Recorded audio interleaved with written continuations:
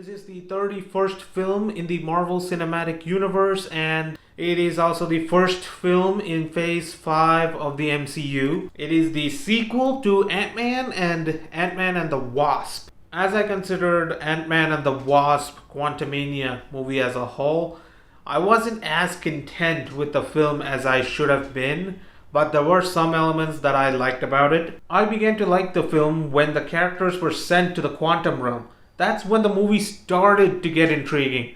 I became engrossed in the plot and was eager to see what fresh information would be revealed in the film. And what I was most interested in was how the film would handle the villain, Kang the Conqueror. Jonathan Majors is fantastic as Kang the Conqueror in this film. You know who he is and what his goal is right away. And as a viewer, you'll be able to see the future of the MCU more clearly after this film. It's after he enters the film that everything gets started, that the movie becomes more emotional and you really begin to feel the stakes. I also felt that the confrontation between Ant-Man and Kang was also handled quite well in the film. Kang wasn't too OP, and both he and the battle had some believability to them. You understand why Kang does what he does, even if you don't agree with it. Pfeiffer was also great as Janet Van Dyne in this film. She makes significant contributions to the plot and she delivers a world-class performance. I really like William Jackson Harper's performance as Wasp, particularly his interaction with other characters. And I think Kathryn Newton as Cassie Lang and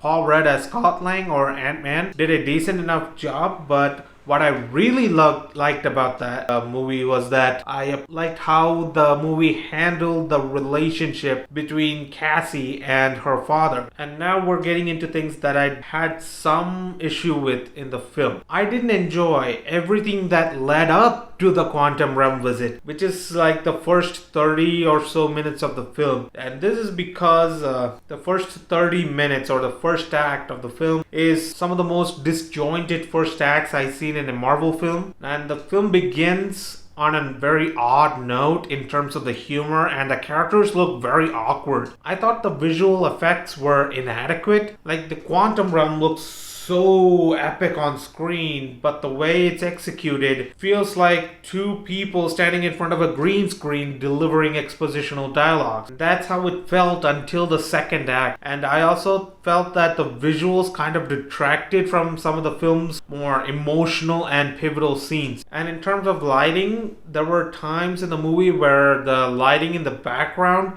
didn't seem to match with the lighting on the character. In one scene, for example, the light on one of the character's hair was a different shade compared to the background. I didn't like Corey Stoll's performance of Darren Cross or MODOK. It looks so ridiculous on screen, and I just didn't really connect with him as a character. I wasn't a fan of the Marvel comedy either. The jokes were not up to par and it didn't leave any impact. What I did like about it was that they did try to include jokes that the children might not understand, but the adults in the audience might. I appreciate that, but the majority of the jokes to me was pretty lackluster. And I also find myself not caring about the inhabitants of the quantum realm because I felt like they were not as developed as they could have been to pique my interest. After the first 30 minutes or so, I began to enjoy watching this film. The film has a rough start but improves gradually as it progresses. This raises the question of whether it'll be enough for you to invest in,